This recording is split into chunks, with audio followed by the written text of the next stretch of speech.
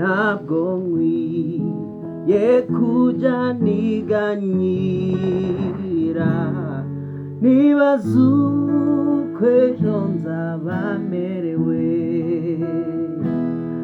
nzajya nibuka yuko ihoraho imenya ibyo byose uko bingana,